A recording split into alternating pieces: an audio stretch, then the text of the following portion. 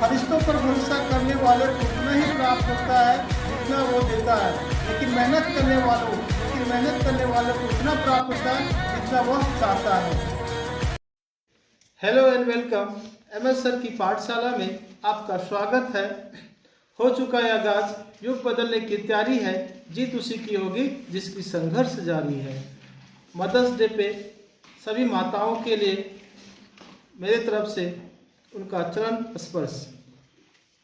आज क्लास 10 का जो सीरीज चल रहा था SST का तीसरा भाग तक पहुंच चुके हैं हम लोग। चैप्टर कौन था? यूरोप में राष्ट्रवाद का उदय। पिछले कुछ क्वेश्चंस आपको बताए गए हैं दो सीरीज में। भाग 3 जो MCQ है, बहुत महत्वपूर्ण प्रश्न है। इसमें से कोई ना कोई प्रश्न एग्जाम में पूछा हुआ है, आप भी ध्यान रखेंगे। जैसे पहला क्वेश्चन क्या है? जब आप जानते हैं कोई प्रश्न का उत्तर तो आपको बहुत आसान लगता है, लेकिन नहीं जानेंगे तो बहुत डिफिकल्ट। ये लिब्रे क्या होता है भाई? तो लिब्रे क्या था? तो लिब्रे फ्रांस की मुद्रा, फ्रांस की मुद्रा का नाम था लिब्रे। चलिए आगे बढ़ते हैं। लिब्रे क्या था? फ्रांस की मुद्रा था, इसमें कुछ विशेष नहीं है। एक महान सेना नायक नेपोलियन बोनापार्ट। तो पहला क्वेश्चन इसी में बनता है कि नेपोलियन बोनापार्ट क्या करता था? तो सेना में था, सेना नायक था। को कहाँ का सम्राट घोषित किया गया था? मतलब नेपोलियन कहाँ का राजा या सम्राट बना था? तो नेपोलियन बोनापार्ट या नेपोलियन जो है वह आप तो पता ही देंगे, क्योंकि जो चैप्टर पढ़ रहे हैं उसमें अधिकतर फ्रांस का नाम आ रहा है। तो नेपोलियन बोनापार्ट कहाँ का सम्राट घोषित किया गया था? फ्रांस का। ये क्वेश्चन इजी है, लेकिन अब प्रश्न मेरा ये है कि नेपोलियन बोनापार्ट फ्रांस का राजा कब बना?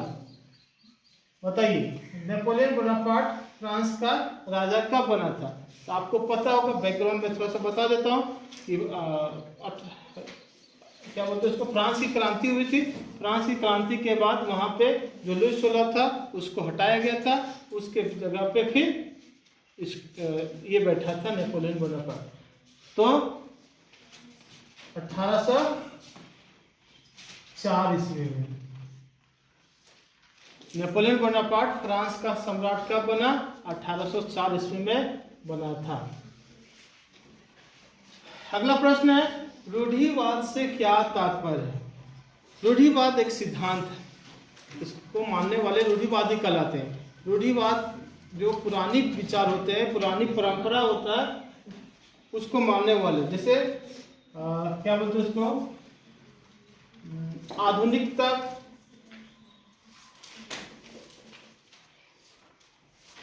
आधुनिकता में परिवर्तन, आधुनिकता जो है उसमें परिवर्तन नहीं करना चाहता हूँ लोग।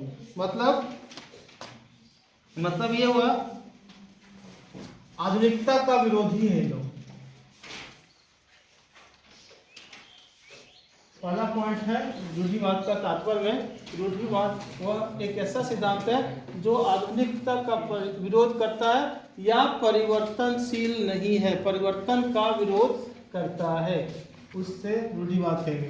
पहला पॉइंट आया। कुछ और पॉइंट है इसमें, जैसे है स्थापित परंपराओं का मानने वाला है। मतलब जो प्राचीन काल से परंपराएं चल रही थी, जैसे राजा का चला था स्थापित परंपराओं पर बल।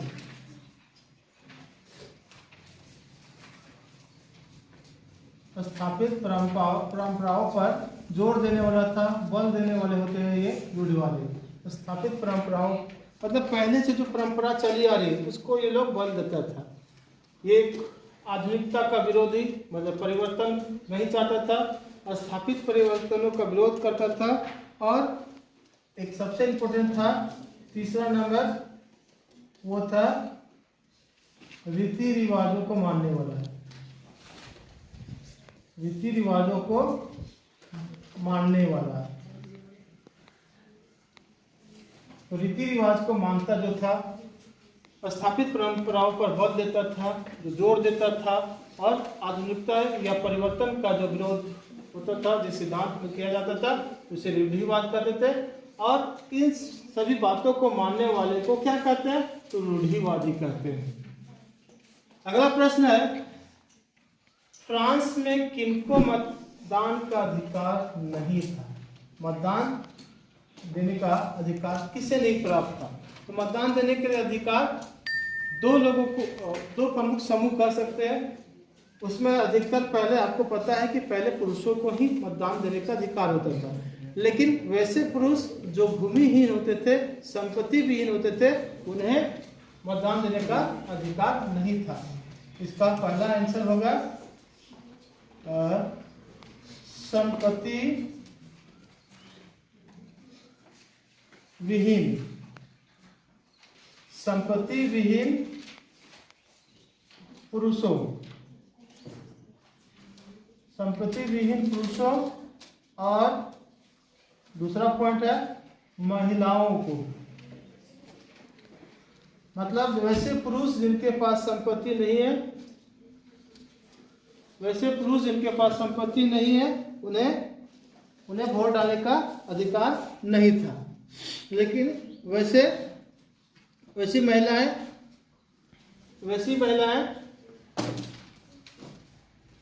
महिलाएं या कोई भी महिला उस समय जो थी उन्हें वोट डालने नहीं दिया जाता था। पुरुषों को तो मतदान करने का अधिकार था, वोट डालने का संवैधानिक अधिकार मिला हुआ था, लेकिन संपत्ति विहीन पुरुषों को नहीं। अगला क्वेश्चन 1 2 3 4 हो गया, 5 पे चलते हैं। नेपोलियन की हार कब हुई थी? तो नेपोलियन की हार 1815 ईस्वी में हुई थी। नेपोलियन की हार कब हुई थी? 1815 ईस्वी में। अब मेरा प्रश्न है कि नेपोलियन की हार तो हुआ भाई, तो एक तरफ से तो फ्रांस की सेना कह सकते हैं, या फ्रांस के द्वारा जीता गया भाग था, फ्रांस की सेना था, मतलब नेपोलियन था। दूसरे तरफ से कौन था? तो दूसरे तरफ से कुछ देश थे, जैसे मैं उनका नाम लिख रहा हूं, नेपोलियन वर्सेस कौन था? ब्रिटेन, फिर रूस, ऑस्ट्रिया,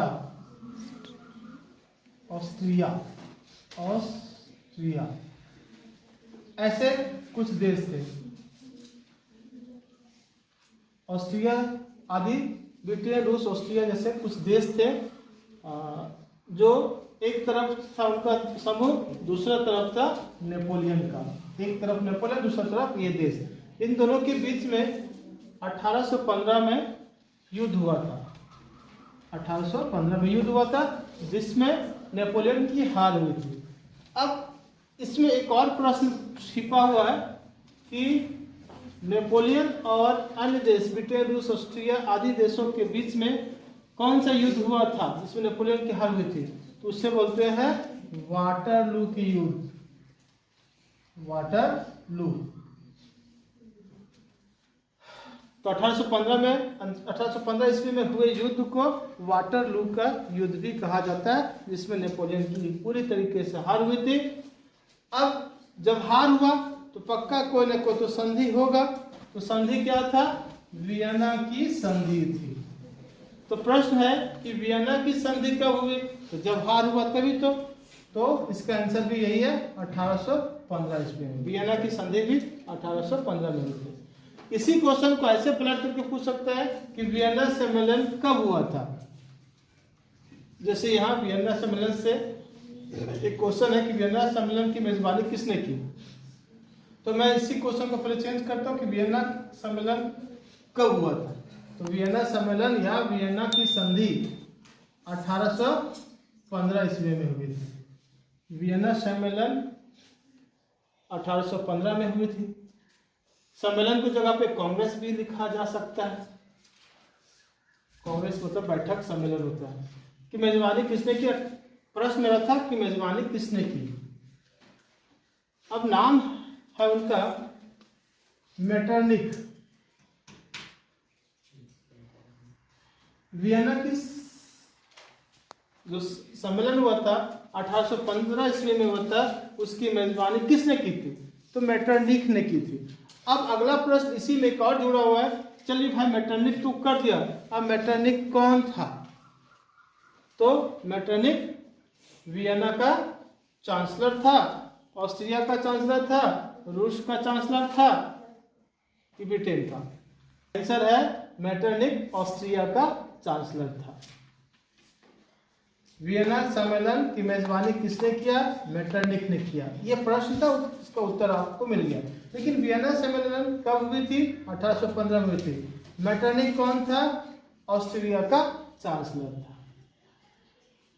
अगला प्रश्न, इटली के एकीकरण की रूपरेखा, मतलब एकीकरण जो हुआ था इटली का, उसकी रूपरेखा देने वाला एक क्रांतिकारी था जिनका नाम था जुसेपी मैत्सनी।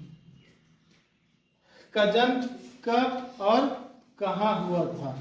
तो जन्म जिनेवा में हुआ था, लेकिन कब? जिनेवा में 1808 बनकर देता है। इटली के एकीकरण की रूपरेखा जो प्रश्न चल रहा था, क्रांतिकारी जुसेपी मैत्सनी ने किया था। कहाँ गया? जुसेपी मैत्सनी का जन्म कब और कहाँ हुआ था, यह प्रश्न था। तो उनका जन्म जेनेवा में हुआ था और 1807 में हुआ था। 1807 ईस्वी में जेनेवा में हुआ था। अब इसी से प्रश्न आपको पूछ सकता है कि जुसेपी मैत्सनी कहाँ के क्रांतिकारी थे? एक क्वेश्चन, जुसेपी मैत्सनी इटली के क्रांतिकारी थे। दूसरा क्वेश्चन, इटली के एकीकरण की रूपरेखा किसने तैयार की थी? आंसर जुसेपी मैत्सनी ने की थी। एक प्रश्न से 4-5 प्रश्न आपके लिए बनाया जा रहा है। अगर सही मायने में लगे कि सर बहुत हमारे लिए मेहनत करते हैं तो लाइक जरूर कीजिएगा। लाइक बनता है एक मेरा, बाकी आपकी मर्जी। एक गुप्त क्रांतिकारी संगठन है जिसका नाम है यंग इटली। नाम तो पकड़ लेंगे क्योंकि इटली की बात है, तो इटली के एकीकरण की पूरी योजना जुसेपी मैत्सनी ने बनाया था। तो यंग इटली की भी स्थापना किसने की होगी तो आपको पता ही है। तो ये थे जुसेपे मैत्सनी। लेकिन मेरा प्रश्न है, पहले इसको क्लियर कर लेते हैं। यंग इटली की स्थापना 1830 ईस्वी में जुसेपी मैत्सनी ने किया। लेकिन मेरा प्रश्न ये एक और प्रश्न है कि जुसेपी मैत्सनी द्वारा एक और संस्थान या एक और गुप्त क्रांतिकारी संगठन की स्थापना की गई थी, उसका नाम क्या था? दूसरा क्रांतिकारी संगठन का नाम था यंग यूरोप। एक तो यंग इटली, दूसरा यंग यूरोप। यंग इटली की स्थापना 1830 में जुसेपी मैत्सनी ने किया। जुसेपी मैत्सनी ने यंग यूरोप को भी किया था, लेकिन कब? तो आंसर था 1833 में। चलिए एक के साथ दो प्रश्न आप पढ़ लिए। यंग यूरोप की स्थापना किसने की? जुसेपी मैत्सनी ने किया। यंग यूरोप की स्थापना कब हुई? 1833 में हुई। ये ध्यान रखिएगा। आज का जो इम्पोर्टेंट और अंतिम प्रश्न है कि इटली का एकीकरण कब पूरा हो गया? मतलब इटली अलग अलग भागों में बटा हुआ था, वह एक संयुक्त होकर के वर्तमान जो इटली देश है वह बना था कब? तो 1870 के दशक में या 1870 ईस्वी में इटली का एकीकरण पूरा हो गया। अब आपका काम बच गया, मेरा काम पसीना बहाना, आपका भी काम पसीना बहाना।